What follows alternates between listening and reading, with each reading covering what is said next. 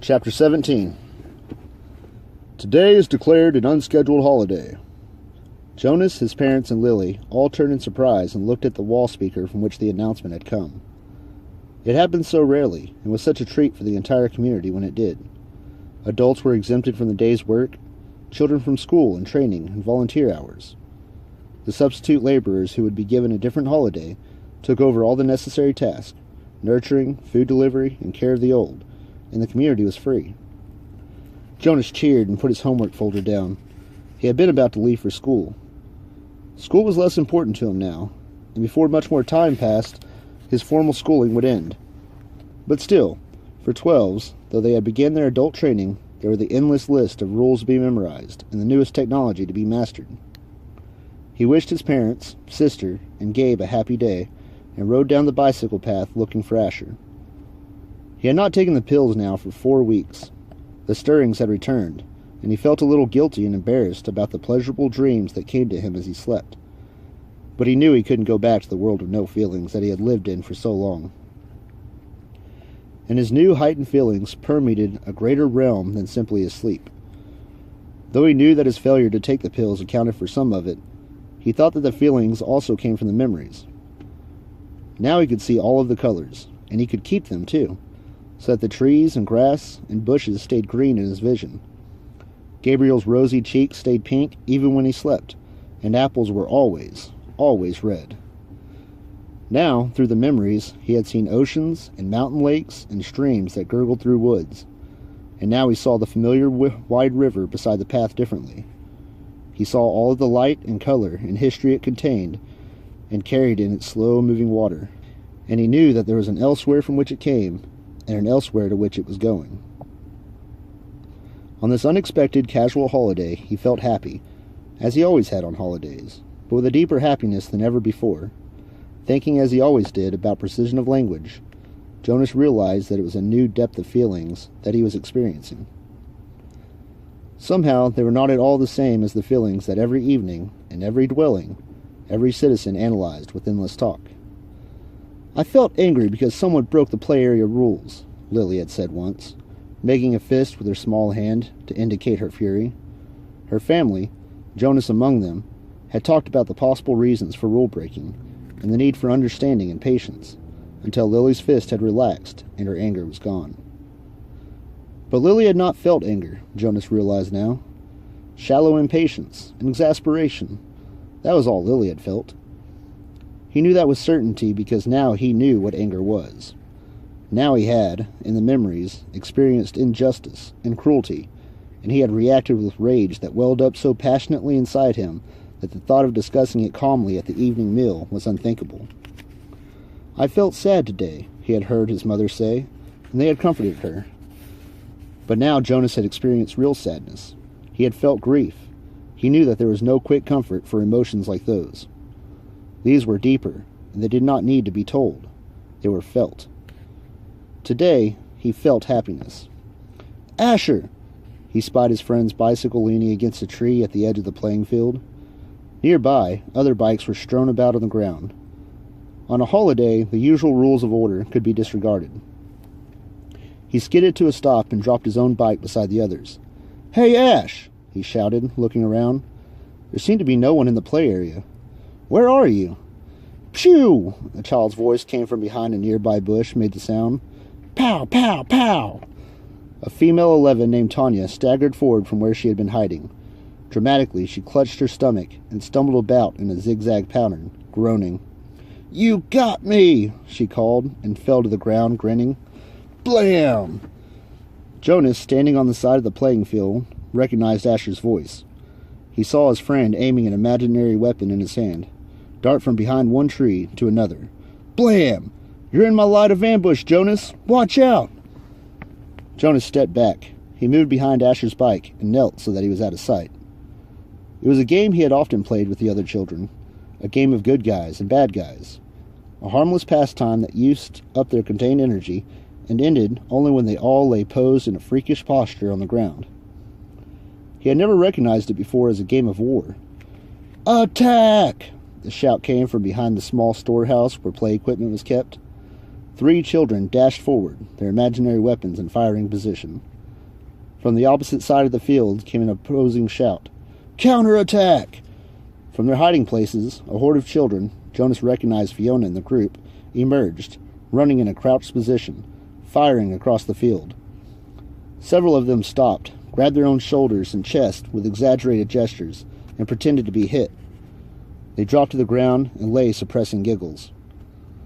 Feelings surged within Jonas. He found himself walking forward into the field. "You're hit, Jonas!" Asher yelled from behind the tree. "Pow! You're hit again!" Jonas stood alone in the center of the field. Several of the children raised their heads and looked at him uneasily. The attacking army slowed, emerged from the crouched positions, and watched to see what he was doing. In his mind, Jonas saw again the face of the boy who had lain dying on the field, and begged him for water. He had a sudden choking feeling, as if it were difficult to breathe. One of the children raised an imaginary rifle and made an attempt to destroy him with a firing noise. Phew! Then they were all silent, standing awkwardly, and the only sound was the sound of Jonas's shuddering breaths. He was struggling not to cry. Gradually, when nothing happened, nothing changed, the children looked at each other nervously and went away. He heard the sounds as they righted their bikes and began to ride down the path that led from the field. Only Asher and Fiona remained. "What's wrong, Jonas? It was only a game," Fiona said. "You ruined it," Asher said in an irritated voice. "Don't play it anymore," Jonas pleaded. "I'm the one who's training for assistant recreation director," Asher pointed out angrily. "Games aren't your area of expertise." "Expertise," Jonas corrected him automatically. "Whatever. You can't say what we play, even if you are going to be the new receiver." Asher looked warily at him. "I apologize for not paying you the respect you deserve," he mumbled. "Asher," Jonas said. He was trying to speak carefully and with kindness, to say exactly what he wanted to say. "You had no way of knowing this. I didn't know it myself until recently. But it's a cruel game. In the past, there have... I said I apologize, Jonas." Jonas sighed. It was of no use. Of course Asher couldn't understand. "I accept your apology, Asher," he said warily. "Do you want to go for a ride along the river, Jonas?" Fiona asked, biting her lip with nervousness. Jonas looked at her. She was so lovely. For a fleeting instant, he thought he would like nothing better than to ride peacefully along the river path, laughing and talking with his gentle female friend. But he knew that such times had been taken away from him now. He shook his head. After a moment, his 2 friends turned and went to their bikes. He watched as they rode away. Jonas trudged to the bench beside the storehouse and sat down, overwhelmed with feelings of loss. His childhood, his friendships, his carefree sense of security, all these things seemed to be slipping away. With his new heightened feelings, he was overwhelmed by sadness at the way the others had laughed and shouted, playing at war. But he knew that they could not understand why without the memories. He felt such a love for Asher and for Fiona, but they could not feel it back without the memories, and he could not give them those. Jonas knew with certainty that he could change nothing. Back in their dwelling that evening, Lily chattered merrily about the wonderful holiday she had had, playing with her friends, having her midday meal out of the doors, and, she confessed, sneaking a very short try on her father's bicycle. "I can't wait till I get my very own bicycle next month. Father's is too big for me. I fell," she explained matter-of-factly. "Good thing Gabe wasn't in the child seat." "A very good thing," Mother agreed, frowning at the idea of it. Gabriel waved his arms at the mention of himself. He had begun to walk just the week before.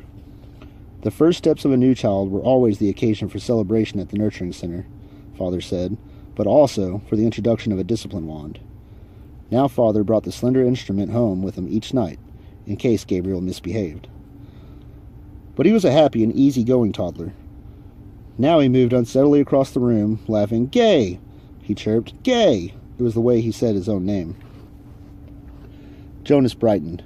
It had been a depressing day for him, after such a bright start. But he set his glum thoughts aside. He thought about starting to teach Lily to ride so that she could speed off proudly after the ceremony of 9, which would be coming soon. It was hard to believe that it was almost December again, that almost a year had passed since he had become a 12. He smiled as he watched the new child plant one small foot carefully before the other, grinning with glee at his own steps as he tried them out. "I want to go to sleep early tonight," Father said. "Tomorrow's a busy day for me. The twins are being born tomorrow, and the test results show that they're identical." "One for here, one for elsewhere," Lily chanted. "One for here, one for elsewhere." "Do you actually take it elsewhere, Father?" Jonas asked. "No, I just have to make the selection. I weigh them, hand the larger one over to a nurturer who's standing by, and then I get the smaller one all cleaned up and comfy.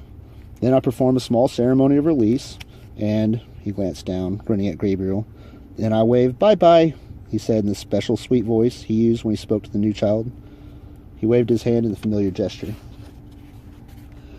Gabriel giggled and waved bye-bye back to him. "And somebody else comes to get him? Somebody from elsewhere?" "That's right, Jonas Bonus." Jonas rolled his eyes in embarrassment that his father had used the silly pet name. Lily was deep in thought. What if they give the little twin a name elsewhere? A name like, maybe Jonathan. And here, in our community, at his naming, the twin that we kept here is given the name Jonathan. And then there would be 2 children with the same name, and they would look exactly the same. And someday, maybe when they were 6, one group of 6s would go visit another community on a bus, and there in the other community, in the other group of 6s, would be a Jonathan who is exactly the same as the other Jonathan. And then maybe they would get mixed up and take the wrong Jonathan home, and maybe his parents wouldn't notice, and then... She paused for breath.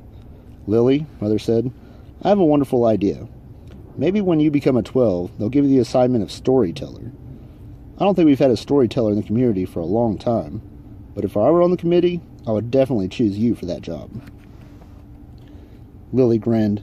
"I have a better idea for one more story," she announced. "What if actually we were all twins and didn't know it? And so elsewhere there would be another Lily, and another Jonas, and another Father, and another Asher, and another Chief Elder, and another..." Father groaned. "Lily," he said, "it's bedtime."